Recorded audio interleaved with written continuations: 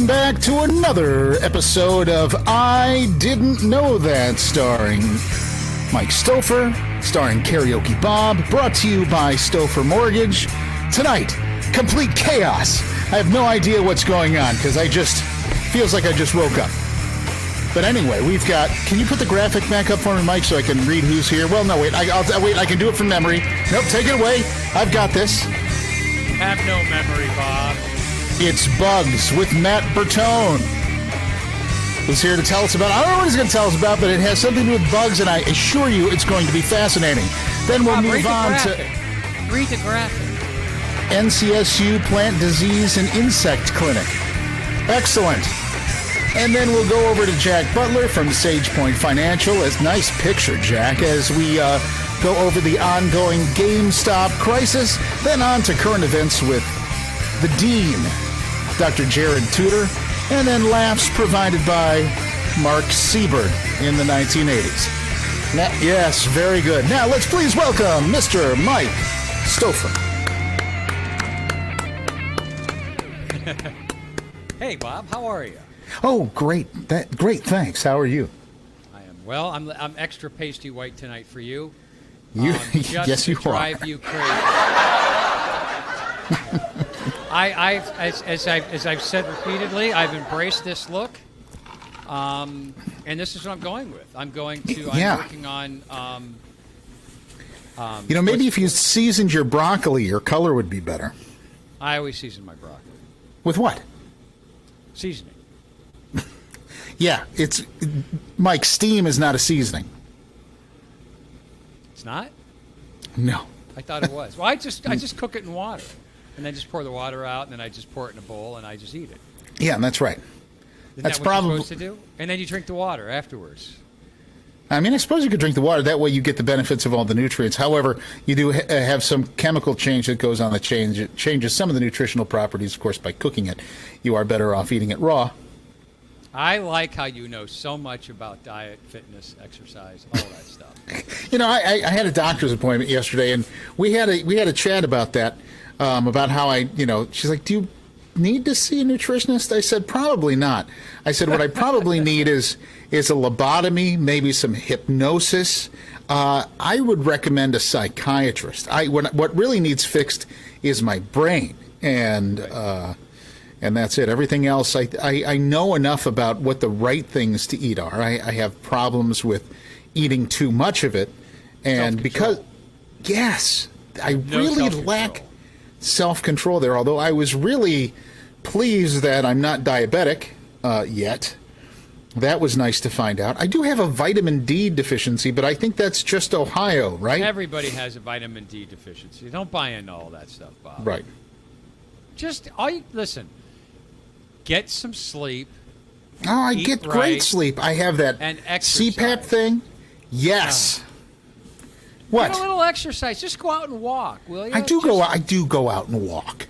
All right. We have people logging in here. We have Deirdre. It says, hi, Deirdre. And Matt's going to have to put us straight because I said bugs and he kind of furrowed his brow at me earlier. Who did? So Dr. Matt Bertone. I said, we're going to talk about bugs and insects. What's the difference between a bug and insect? And he just gave me a look like, what's the matter with you? He gave me one of those looks. Well, it's his life's work, and you disrespected it. What do you think? But not intentionally. I'm just a common person.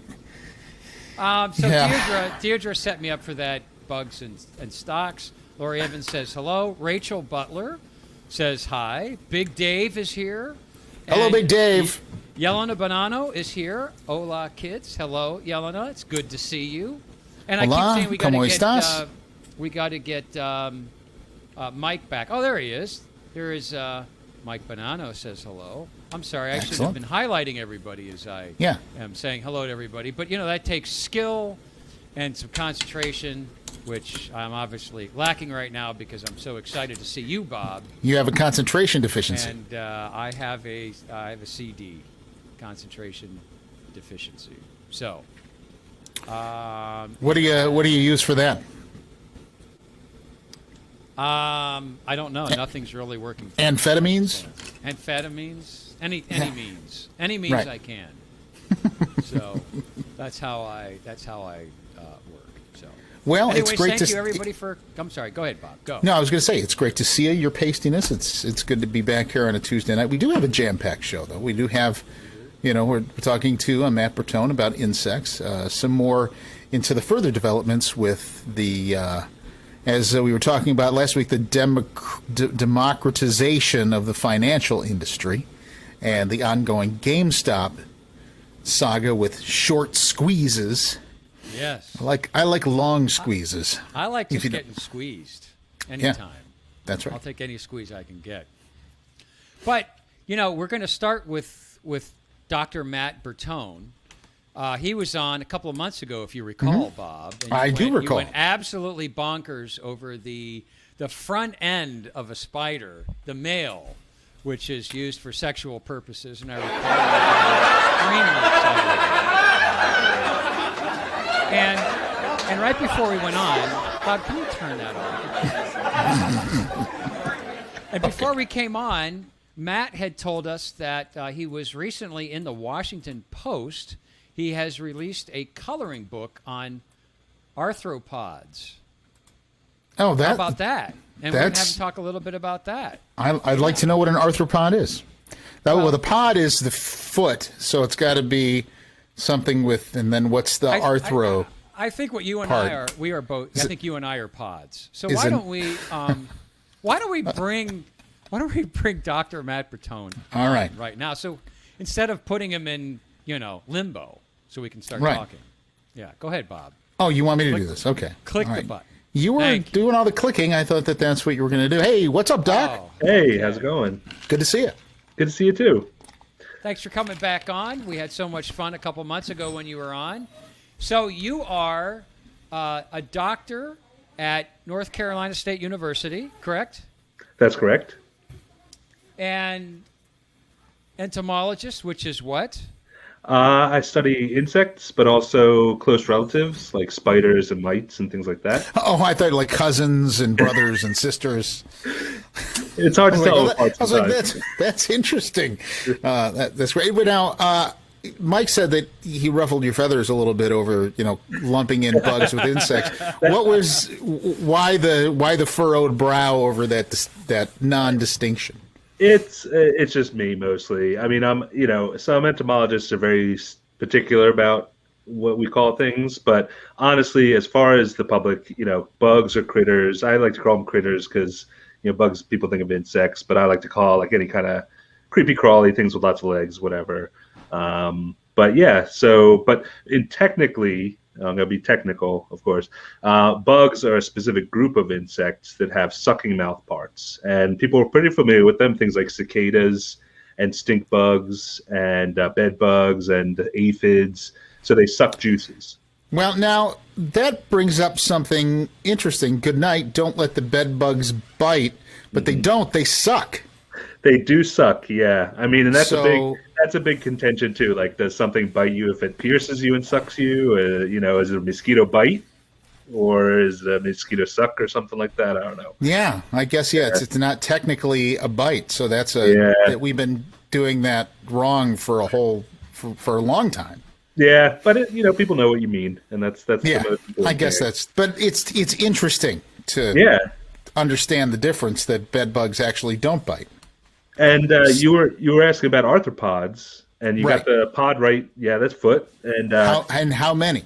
So it depends. So arthropod. So what else? Any other terms that have arthro or? Arthro. I have arthritis. Arthritis. So what's arthritis? It's joints. Joints. Jointed legs. Ah, okay. Arthropod. So we like to eat some. So lobsters and shrimp and crabs are arthropods. But also spiders and mites and insects. So lots of things. So are those? They're obviously not in the same family, like between an insect and a crab, right? They could be distant. They're pretty distantly related. And actually, the weird thing is, insects are really just land crustaceans. So they come out of a group of crustaceans, and. Yeah, but there's lots and lots of them. It's the biggest group of animals on Earth, over 1 million species, 1.2 million species known. So it's a huge group, really diverse and really interesting. So, Mike, are you going to go through the pictures there? Are you handling I am just, Deirdre said that they're having a hard time hearing me, but that might not be a bad thing. Right. So, and then, Renee Davis came in and said, Deirdre's drinking, ha, ha, ha. Thanks, Renee. We're not going to allow you to comment anymore. We're going to disable that on the show. I think I hear you just fine. Kim McBride says, hey, hey. And Josh Ondo's happy because Josh, after Matt was on, said that was our best guest we've ever had. And you have to understand something, Matt, too. He doesn't like Jared Tudor because he had a class with Jared Tudor in college, and Jared gave him a B when Josh thought he should have had an A. It's been a whole controversy here on the show. So, but yeah, you are his favorite. And by the way, as we go, if anybody has any questions regarding bugs, mites, arthropods, insects, critters, put them in the comments. Yeah. Okay?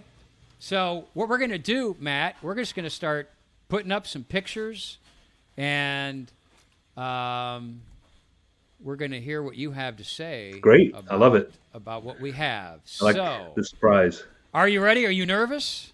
Totally. All right, here's picture number 1. These are my pictures, though, huh? I know. These are your pictures.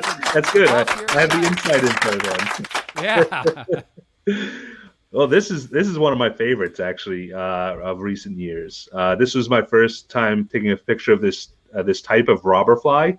And robber flies are, my friend who's a world expert on them prefers to call them assassin flies because they don't really rob things, they assassinate things. And these hunt other insects, and they're fly, and they jab them with that beak there under their beard, and they inject the venom and then suck out the juices. And this was a fairly large one. It's about the size of an actual bumblebee. It looks just like a bumblebee. And many flies do mimic bees and wasps, either to defend themselves or to undergo aggressive mimicry, where they look like maybe they're prey. But this one was a really hefty specimen sitting on a leaf near my house. Wow, that's pretty crazy. And of course, a robber and like a murder hornet or something like that, it's a different degree of felony. I don't know what the real difference is there, but this one doesn't rob too much. Although there are some species that are really thin and grab spiders right out of their webs, so they rob the webs of their spiders. I guess I don't know. But this one is a really cool one, and I really enjoy it. They can bite if you grab one, but most people aren't going to be grabbing these things anyway, so they're perfectly harmless otherwise. Wow, yeah, because here's my issue with most flies is usually they attack me when I'm trying to clean the pool because of course they're looking for water and then they bite or stab or whatever they do. It's not pleasant. Or suck. And then many flies do bite, obviously, and suck blood, and mosquitoes are a type of fly technically, and so they suck blood. But the more painful ones are the flies that slice open your skin. So they're not very delicate and pierce your skin. They basically have mouth parts that are like scalpels. They slice your skin open and let the blood come to the surface and then sponge it up. So that's why a horsefly and punkies and black flies and those things really hurt because they're really slicing open the skin. Yum. That makes a lot of sense because it is not fun. I don't know, Mike, if you've ever been how often you get attacked by flies. The only time I really ever get bitten by like horse flies or just your regular, the household flies usually don't get you too much. It's usually those big deer flies or horse flies. There's some out that hit you in the pool. I just have this big sweaty dome, and they'll bite me on my head most often. Yes, so they like to go near the head and stuff. Some flies like to just suck on tears and sweat. Other flies bite, and horse and deer flies live where it's really mucky and wet, and the larvae live in the mud or in the water. But what's really cool is the larvae are really huge and up to a couple inches long, and have a venomous bite as well. And they can even hunt things like frogs and toads and eat them. And so, wow, that's cool. And I found my first one a couple of years ago. It was a really cool critter. You don't want to hold that. Yeah, that makes sense because we have a pond. We have a pond close, and there's frogs and toads. Actually, I had some tree frogs that set up shop, and they actually lived in my pool for a summer. You'd be swimming out there, and you'd see one swim by. I'm like, God, doesn't that, because I know they breathe through their skin and things like that. I was like, man, I was always shocked that the chlorine didn't hurt them. Yeah, it's a shame. But, yeah, I mean, good that they do. We had little bugs, true bugs, back swimmers swimming in our pool when I was younger, and they could bite like crazy too. But yeah, they're another one to talk about at some point. All right, Mike. Yeah. Let's hit Dr. Matt with another slide. Oh, there he is. I get dive bombed by these during the show. Sometimes there's always some hanging out down here. So thanks to Chinese container ships, we have these here now. Yeah, so that's so what you're seeing is probably the brown marmorated stink bug. It's it's similar looking, but you can tell the brown marmorated stink bugs from this brown stink bug. Very, very creative names, I know. But by the antennae. So brown marmorated stink bugs have striped antennae, and this one you can see it's a solid orange. But brown stink bugs are also plant feeders like brown marmorated stink bugs, very similar. And many stink bugs, all different types, will come into homes when it's getting cold out, and so they'll overwinter in homes, and that's why at this time of year, you probably saw them. People probably saw them a couple months ago. You may see them again in a couple months when they start to wake up again and try and get outside too. So, what's interesting about and I don't know if this is just how maybe it those types of bugs influenced art, but I think the stink bugs that we see in northern Ohio now, which are like that Chinese variety, right, or they're that kind of that they came from that part of the world. They look like they were drawn by anime. They look like a bug that you would see in an anime cartoon. There are some really crazy ones out there. These are pretty bland. You get some really insane looking stink bugs and shield bugs all around the world. Some are metallic with spots and really beautiful insects. One is just amazing looking. I don't know the species, but it's this really crazy looking, almost looks like a modern print on it. But that's kind of what I love about them. There's just so many cool looking ones out there. So, and what's the best way to handle these stink bugs when you see them in the house? Oh, you can just grab them. They can't bite. Those are plant feeders. They do stink, of course. So they have these glands, like a lot of bugs that are close relatives, on the sides of their thorax. And what they do is they pump out this fluid that then dries on their body and kind of evaporates. And then you get that characteristic smell that a lot of bugs have. It reminds me a lot of almost like a real pungent, like coriander or cilantro smell. It's a very similar. Yep, that's actually what people would say. Yeah, I mean, I wouldn't put a stink bug on a taco, but it's not terrible. No, I think it's I like it to a mix of like a cilantro and like a sour apple kind of thing. It's like Are you saying that the smell isn't terrible, or eating a stink bug on a taco isn't terrible? I don't say that. I've never tasted them. Although apparently, I think in Mexico they eat stink bugs and they're kind of spicy. They're kind of like So there's some places if they have like a chili pepper famine, they can just use the stink bugs. Maybe, yeah. And actually a lot of the scents, the chemicals that are in there are common chemicals from things that we eat, like vanilla and apples and cut grass and things like that. So that's why they smell so familiar, kind of. And I don't think that they really stink that bad. There's some insects that stink way worse than stink bugs. So what? Yeah. How do you remove them from the house without them secreting or stinking? I mean, is there a certain to do? You burn down the house, Mike. Yeah. Oh, that's the end of it, right? You just set the place on fire. And they've won. They'll stand outside and watch. Yeah. So you can. I just grab them and throw them outside. Again, they don't bite, and you'll get a little bit. They might dose you with the stink. And I've actually fed one to a black widow once, and it dosed it, and the black widow was just writhing and just on the ground, just not happy at all. Oh wow! And that's why they have it. They have it as defense. But one thing you can do is, if you have a lot of them, get your vacuum and put a little pantyhose or nylons on the end. Suck up the bugs, and they'll be inside there. Wrap it up, and you can throw it in the freezer or just toss them outside. And then there's also people have developed traps where you can do it at home. You just get a pan of soapy water and put it under a light, and then turn off all the lights in your house, and the bugs will often go to the lights and then fall in the water and drown. So there's a few ways, but they're harmless. You can grab them, or if you, like I said, you can use a vacuum if you don't want to touch them, which is probably most people. Wow. Ooh. Dracula ant. This is so this is a bloodsucker. This is really cool, and it's even weirder than that. So this I found in my front yard here in Raleigh. What? Yeah. So and you put him on a white piece of paper and photographed him. Yep. And it's a girl. It's a female. This is most ants we see are females. Okay. They have wings. If they have wings, the males are winged. Okay. But the Dracula ants are really interesting, and it's unfortunate that this was the more common species because there's a really rare one that a colleague of mine found here in the city that is only known from a couple specimens.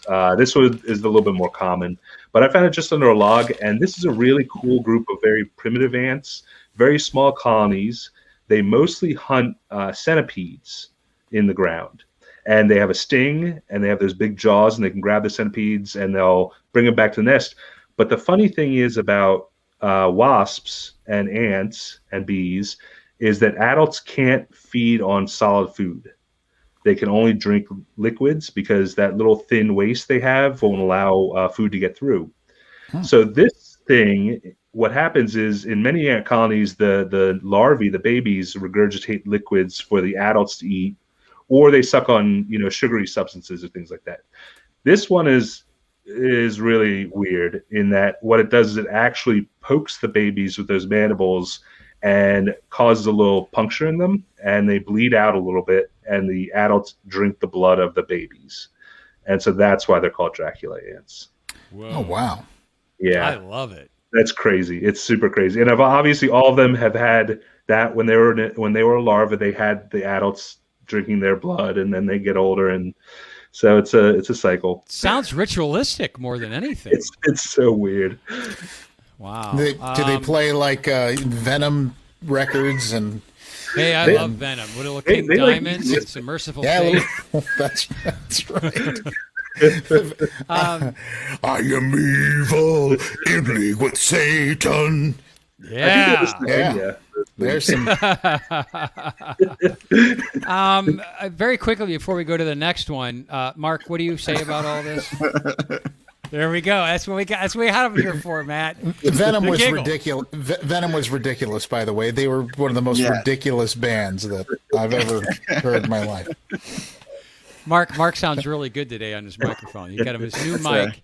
Yes. He sounds really great in his giggles. New microphone, yeah. I figure the reason we didn't see him last week is that he went and sold all that stuff and went on vacation. Yeah, that's. I figured as much. To Cleveland, yeah. Yeah, I told Jared Gray I wanted to see him last week, and he said, "Why? Because you want to collect all your equipment back from me already." So, all right, Mark, we'll be back to you. So, all right, cool. That was great. This is that Dracula is going to be tough to beat. I like those rituals. Yeah, that's cool. They're totally weird. Yeah. They're really interesting. Yeah, I dig it. I could listen to some heavy metal music and hang out with Matt and learn some cool stuff. All right, we got the dragonfly. There we go.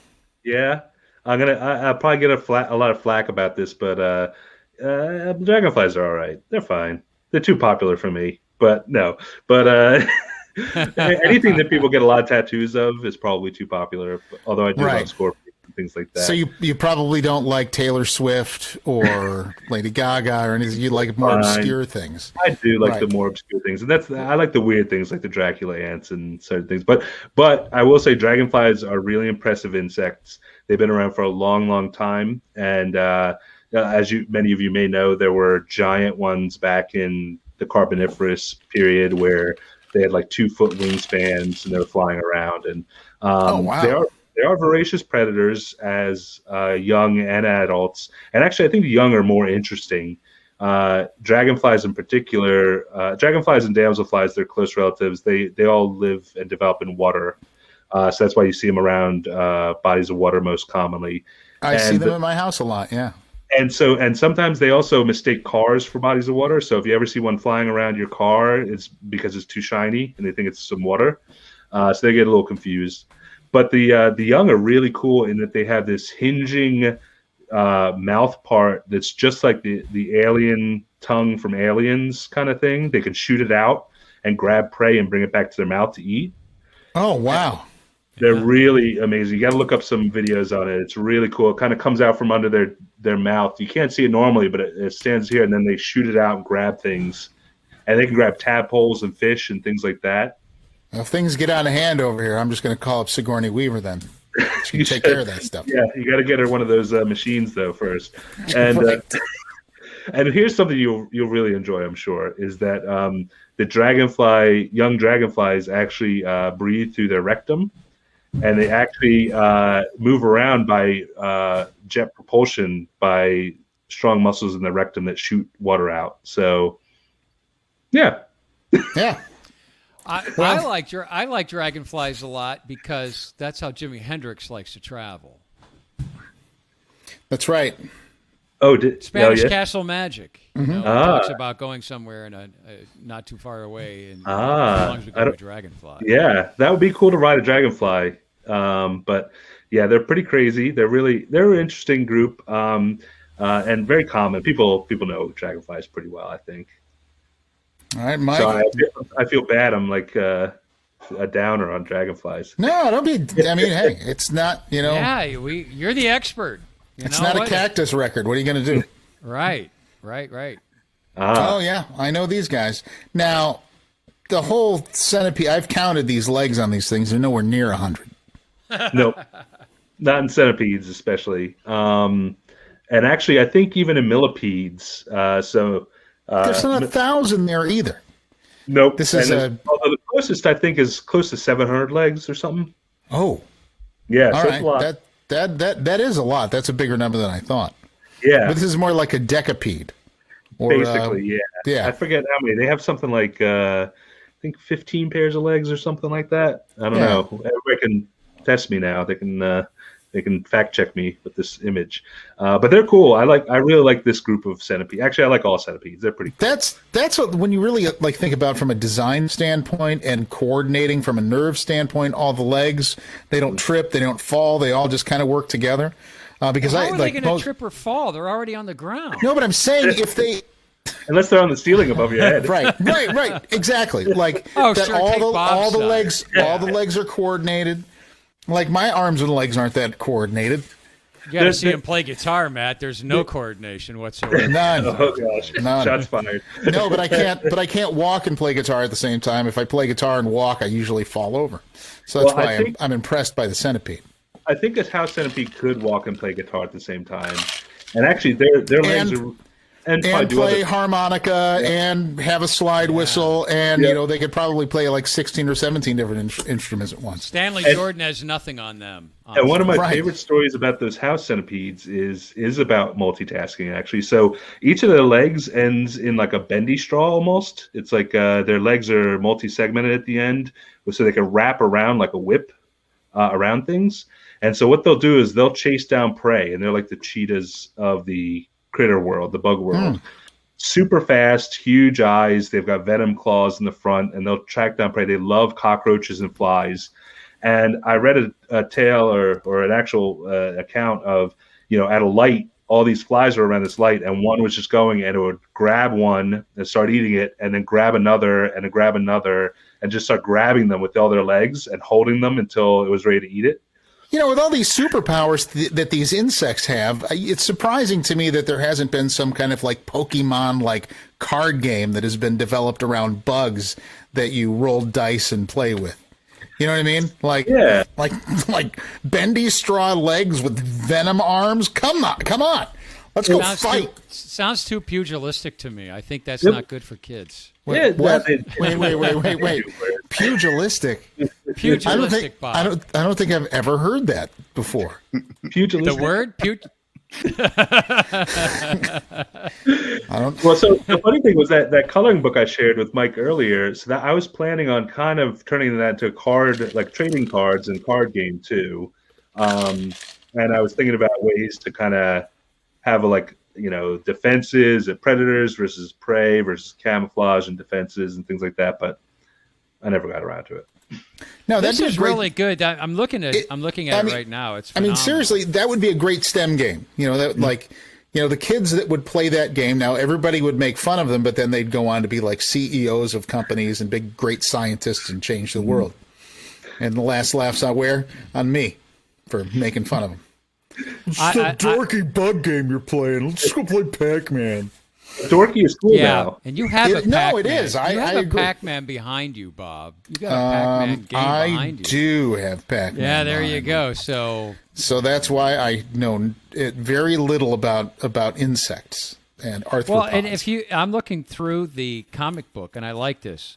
Learning Guide for Young Naturalists. But here's the really cool thing. Dangerous arthropods. And he's got like the skull and crossbones underneath. Can we? Where is this somewhere online where we can see this? Yeah. I shared the links with Mike if he wants to. Mike, send me the link and I can share my screen and I can show it to everybody so that way while you're talking about it. It's in the private chat. If you were paying attention to the private chat section in here, it's right there. It's the first thing about it. Okay, all right. Okay, all right. Okay. Here we go. Share your screen. And you're welcome to share with your viewers too. All right, let's see. Did a free coloring book? Okay, let's click on the coloring book. I'm going to share. I'm going to share my screen. Bob. Share the screen. Share the screen works best on a computer. I didn't know you could share. Use anytime, Bob. Go ahead. All right, I'm just like. Go ahead. Yes, allow. Let's see. Yes, it is. Streamer. Here we go. All right. Allow. All right. So now we can see. Oh, wow. It's. Oh, wow. I like that. Woo. All right. Yeah. So. Drugs just kicked in. E-Trade. Bob's going to E-Trade tonight. What? I mean. That's great. No, the first one. The first one. The first one what? In the chat. The first one in the chat. There we go. Okay. Can you look up pugilistic while we're in there? Yeah, I can do that. So now that I'm here, what do I click on to see this coloring book? It might have been before he came in, so maybe. See, Bob, it's look, Matt, this one here. Oh, that's Washington. How about this one? If you go to either of those other links, they'll have a link. Here we go. Now we're on to something. Finally. So if you go down, there should be a link. Let's see. I don't know where it is. Probably at the very bottom. Supercalifragilisticexpialidocious. Oh, there you go. It's right there with the here. Right up at near the first paragraph or so. The here at the end of the first paragraph. For free here. Okay. There you go. Now we're getting somewhere, folks. There you go. All right, now it's loading. Now it's loading. Yeah, I mean we're asking the connection to do a lot right now, so it's not too big. This is really cool. So you can just color all these in here, and mites and learn a little bit. Ticks and isopods. And isopods barnacles. would be one-legged animals or insects. That's funny. So I guess iso means straight or whatever. Oh, but yeah. Iso, right? Okay, not or no, a like. I think it's a like. So because they're similar. So isopods are a relative of shrimp and crabs and lobsters, and because all their legs are roly-polies, those are isopods. So anytime they have, so they don't have specialized claws or any weird legs. They just have kind of regular legs. So I think that might be why they're called that. But what's Mark Cyber doing here? There we go. But you all welcome to share the link, and people will see it if they want. Thank you. All right. Well, I think we got time for one more here. Sure.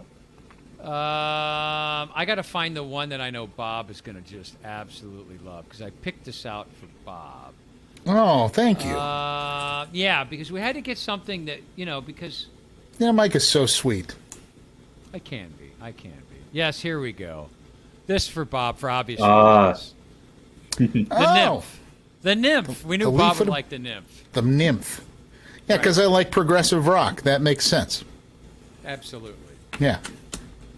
Yeah, this is a cool one too. This is another bug. It's actually somewhat related to a stink bug, but this is a nymph. So this is a baby of a leaf-footed bug, and you can see the hind legs are kind of leafy in the adults, which get very large. This genus, the adults are about over an inch long, harmless except for if you're plant, and brightly colored because they also stink. So they have produced smell. And the funny thing is, in nymphs of these bugs, instead of the scent coming out of the sides of the thorax near where that middle leg would be.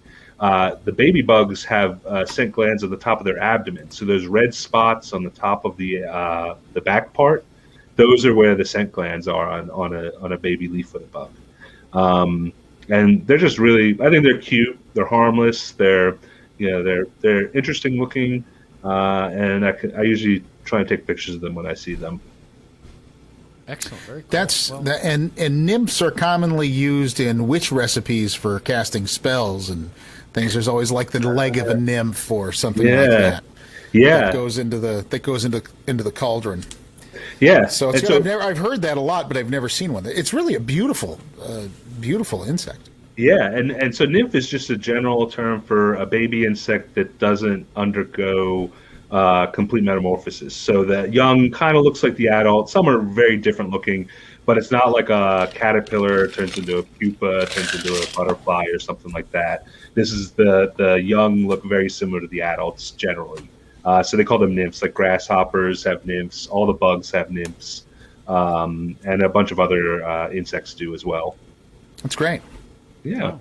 Matt, thank you very much. I say that we all get in the car, get a bunch of beer and some music, and just go hang out with Matt, because I think it'd be a lot of fun. Right. And then we can, murder other bugs that we are... could watch these bugs kill each other, the pugilistic, murdering mites, arthropods. Yeah, it'd be like, it'd be almost like cage fighting, but like insect, the cage is like this big. Yeah, they do have the bug wars, the bug fighting and stuff like that, and but it's actually if you go out in nature, you can see plenty of bugs eating other bugs and critters eating other critters and stuff, and all doing all the things. No reason to keep them in captivity and then breed them for fighting. That's not cool. I got it. Yeah, it's all right. They do that though out in nature plenty. Yep. Well, Matt, thank you very much for your time. No problem. It was great. It was awesome. It was incredible. Thank you. Good. I enjoyed it too. For coming on and talking to us. Yeah. Thanks for having me. All right. Matt, real quick, tell us where people can find you on Twitter and or on Facebook or website. Yeah. So I'm at NC State University, so you can find me there. I'm probably the only Bertone at NC State, and I am on Twitter at it's called Bertone. It's Bertone with MYIA. Nice. Super geeky because it just means fly in Greek, and that's what I study. So check it out. I always post weird pictures of weird critters and little information, and yeah. So cool. And keep curious and be good to your little critters. All right, no, absolutely we will. Great. All right. Thanks, Matt. Awesome. He's pretty fly for a bug guy.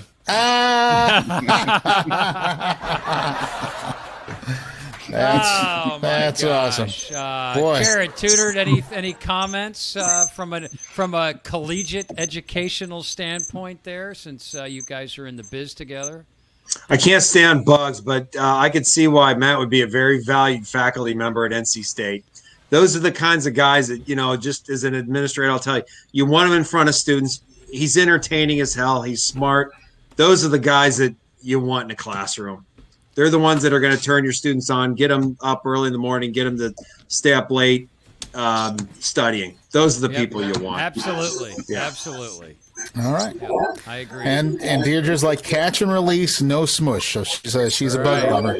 No yes, All right. So I guess it is time for our there he is. Ladies and gentlemen, let's put Jack's theme song on. Let's welcome Jack Butler to the show. He had such a great performance last week. We had to have him back to discuss more about everything going on in the world of finance right now, which has been turned on its heads by Redditors running amok on Wall Street. All right, wait. Do we wait and let you talk before or after my guitar solo?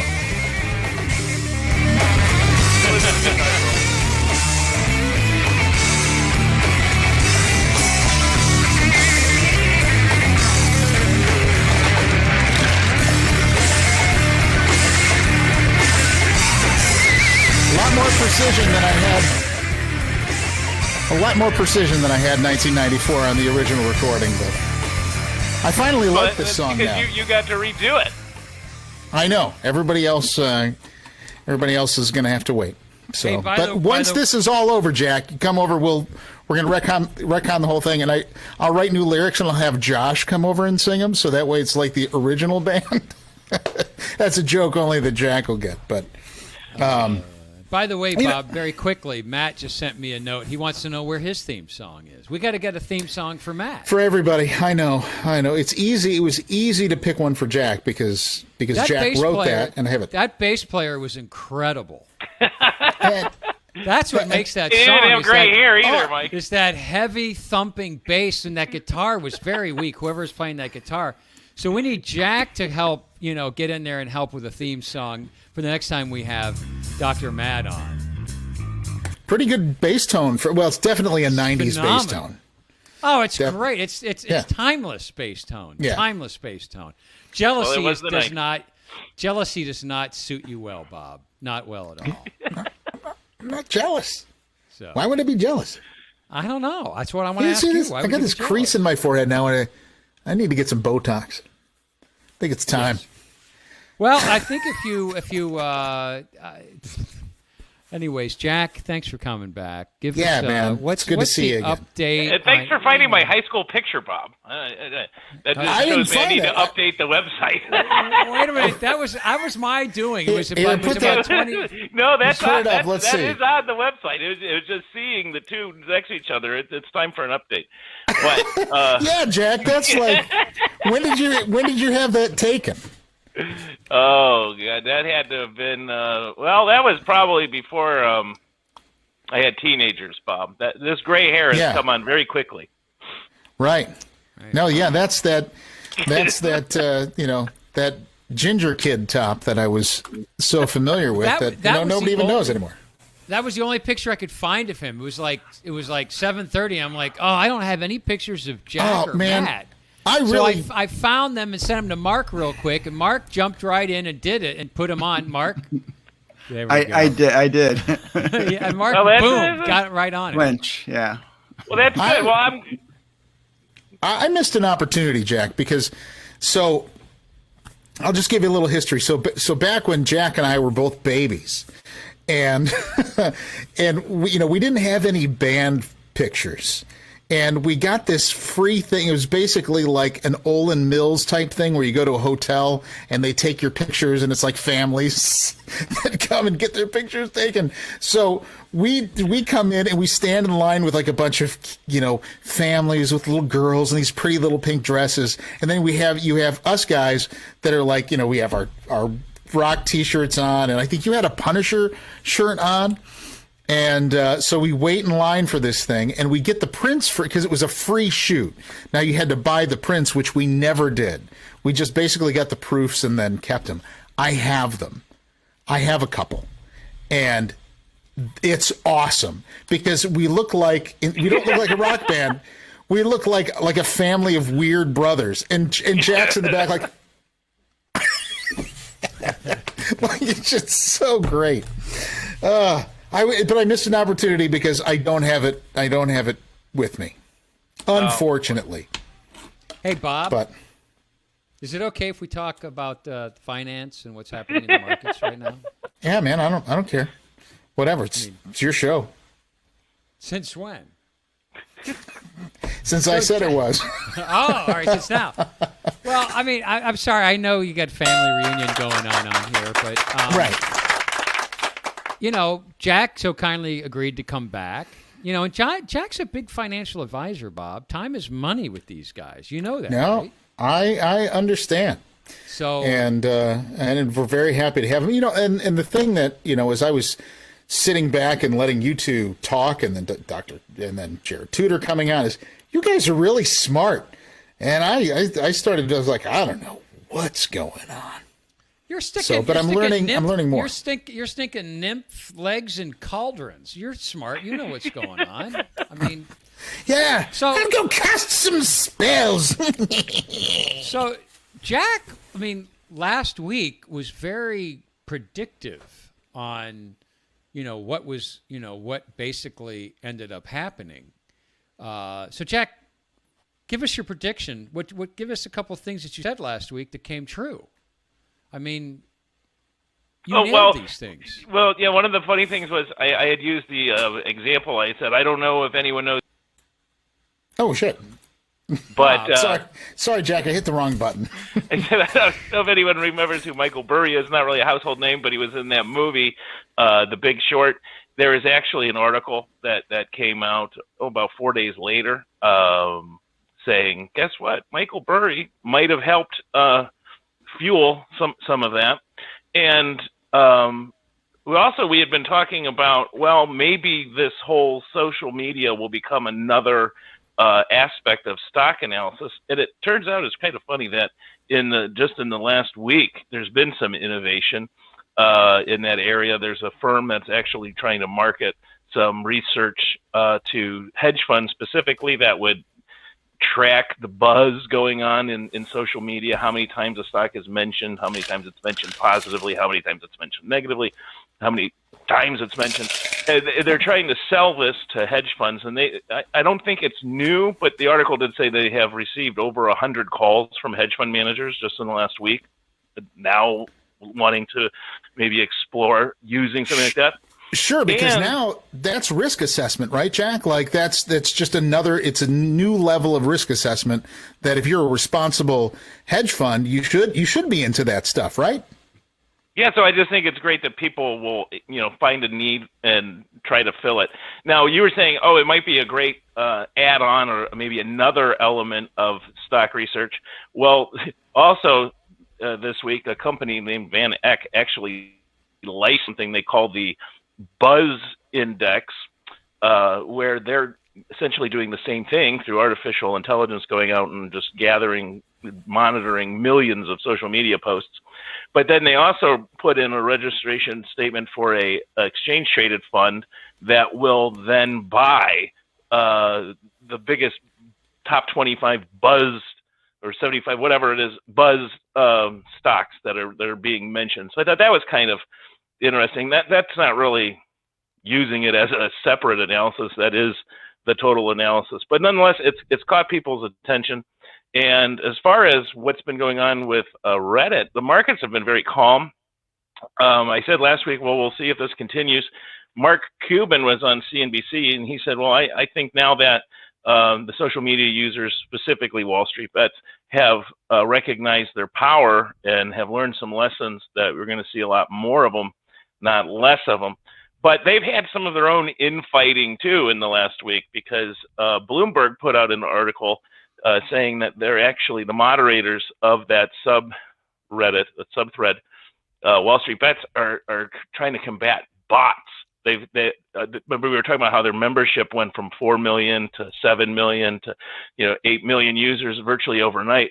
Well, it turns out that maybe this is a little bit of a countermeasure, but they're finding or suspecting that it may be some of the institutions themselves that are creating false chatter on there, trying to use that forum to promote their own means. So they're sitting there trying to get rid of these bots. Business Insider said that Wall Street Bets has some infighting amongst the moderators, trying to take control and create media email addresses, because there's been some Hollywood studios looking to secure movie rights, and so all of these moderators want in on that, and so there's some people competing to be viewed as a resource for that. So I thought that was interesting. They haven't really done much in the market, like I said, but one of the things that Dr. Tudor asked me at the end was, well, do you think this is going to bring about a lot of regulation? And that's an area where you could say, boy, has it in the last week. There was an article actually in, I think it was, I want to be accurate. So yeah, this was Business Insider, and it said, the chief economic advisor at Allianz and also the president of Queen's College in Cambridge, his name is Mohammed El Arian, and he came out and he said, Well, I think we're going to see 4 areas of distinct regulation, process. And the first one he had said was, we're going to look at protection of small investors. They're going to look and investigate, them being Congress regulation, as to whether Reddit has engaged in some kind of a market manipulation or collusion. Was there collusion on behalf of the hedge funds? And questions of individual investment suitability. So Congress actually has a hearing scheduled for February 18th, in which they will call it, it's been titled Game Stopped, ? Who wins, who loses when short sellers, social media, and retail investors collide? Wow, it's nice to know that they have a marketing department coming up with these cute little hearings. And the other thing, it's just this isn't even investing. I mean, you might not be able to comment on any of this. I mean, this is just insanity, from my viewpoint in terms of investor risk, getting involved in this. And the question I want to ask is, Jack, have we heard from the SEC? I mean, we have all these articles, and you have this Mohammed El-Arian who, I have my own opinion on him, but have we heard from the SEC? I mean, they're the regulators. Well, yeah, they've said that they're going to be looking into some things. Now, one of the things about this congressional hearing that's set for the 18th is they're actually dividing it, it looks like, into 2 panels.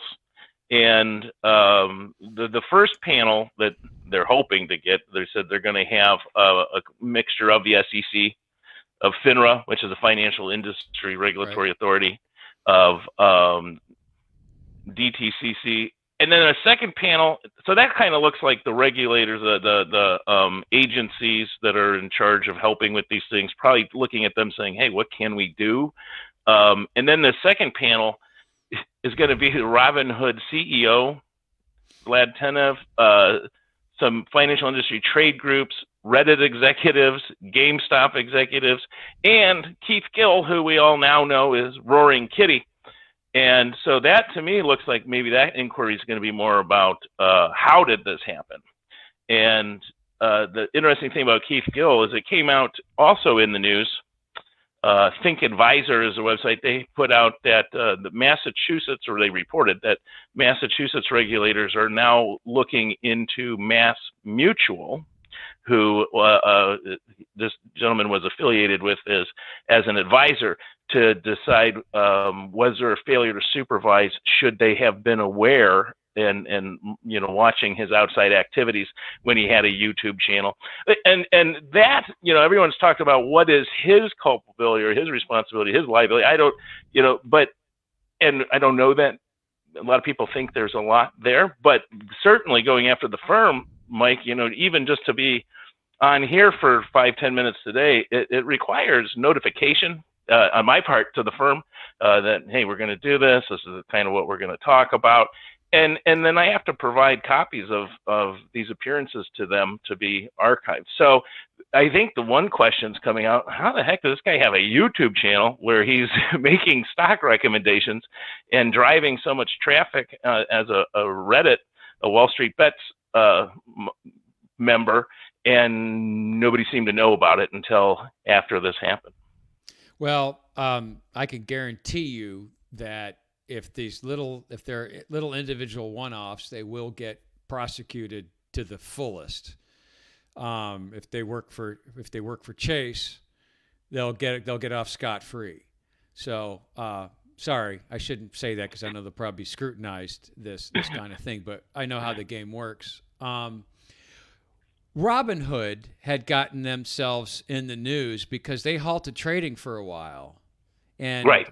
I find it very interesting, the real reason why, because a lot of people were thinking that it was a political pressure why they halted trading, but it really was not, correct? It was no, they actually released a statement to their investors through their blog, I think the day or the day after that we were together last, saying, hey, this was not a political statement. We were not trying to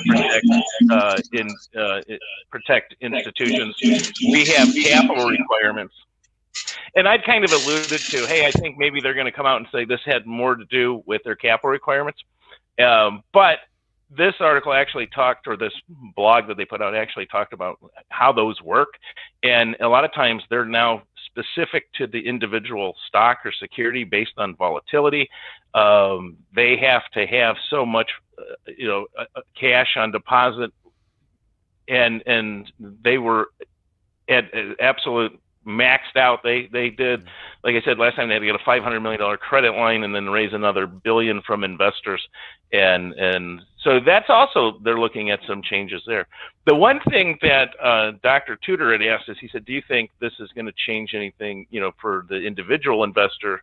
And my comment was, well, a lot of times a place like Robinhood is just providing the means to do trading, not really recommendations. And it's funny because FINRA has since then come out, I don't know if you know this, and they're going to put in, they've said it's going to be a priority to look at these applications because they're concerned that they have, a lot of these online brokerage apps have what they're calling gaming features that make them very similar to like fantasy football, fantasy sports stuff. I've never seen the Robinhood interface, but I hear that not just them, other people as well, they have things like confetti pops, and they feel like they may be inducing people to invest. And people have been investing a lot more in different types of transactions like shorts and use of margin. So it has gotten the attention, and it's going to bring, I think, a lot of scrutiny onto the online brokerage world. Jared, do you have anything to add or ask? Or no, I totally agree with Jack, and maybe went even a little bit faster than we thought. But when you get these high-profile issues, number one, there is a real risk, because that's why people that are going to invest, they need to go to a Jack Butler and they need to talk things through. But not everybody does that, and they see the high rollers, and they think, hey, I can do that too. And they're really just looking at the technical stuff, which is very short-lived, not looking at the fundamentals. And I wonder at some point, where securities laws will be amended to the point where even just doing a YouTube channel, you're going to have to throw out all these disclaimers and all these warnings and all this information, warning people as to what they're getting into, to the point where, although I would be comfortable with it, somebody would get so nervous and say, you know what, I got to go to Jack. I got to go get some expertise. I can't do this. I can't listen to some nut on Reddit or on YouTube and start making decisions about how I'm going to spend my money. There's just too much. And again, there was that tragic story about a kid who committed suicide because he thought he was so far in the hole, like $730,000 with a teenager, and he didn't even know what the reality was. And Robinhood's going to face a lawsuit over that. So it's just really, really scary stuff. And you can make a strong argument that it's just really too easy to do this stuff without going to somebody's license to do it for a living. Yep. Well, they make it on the flow as well, and that's something I'd like to have you back sometime, Jack, to explain to everybody about how that flow works, if you're able to do that at some point down the road, because that's I like talking about the mechanics of the market versus individual right things like that. But so that's kind of where it's at. They're looking at gaming applications, and the market, everyone's waiting, but I think it has changed things. And then, like I said, now people are incorporating this into their research. There's firms that are trying to market products that capitalize on it. Apparently there's movie deals about, so it's fascinating. So well, Jack, thank you very much for your time. Always good, always informative, and we appreciate it. I think Bob's finally got his act together. Yeah, I'm sorry. I was desperately trying to find that picture. I knew it was somewhere close, and guys, I didn't find that, but I found this picture of a vintage toaster oven, which is really pretty cool. So I thought that I would share that. So, look at that thing. I remember that was upstairs. It was at my grandparents' house. That was the first toaster oven. I can't tell you how many bagels with Lender's bagels with American cheese that I put in that toaster oven. But it's not band pictures. But next time I'll have it. It was the first toaster oven ever. What happened not to just in your house. What happened to Mark Seibert? I don't know what happened. Did you? Because it wasn't me. I was going to tell Mark that wasn't 16 by 9, which you require that we have those 16 by 9. That's very true, but it was very hastily done. Okay, well, haste makes waste, Bob. Haste makes waste. But look, my Pac-Man machine's still in the frame, so that's all that counts. I know. So Jared is going to be back here with us next week. You're going to be covering what's happening in Washington, D.C., I believe, right, Jared? Yeah, we'll do some follow-up. Absolutely. Okay, great. So we have Jared back. Also next week, we have a gentleman by the name of Johnny Fedovich that's going to come on. He is Bob, you're going to like him. He's a professional drummer. He's performed with some very interesting musicians. He was also very prominent in the movie Almost Famous.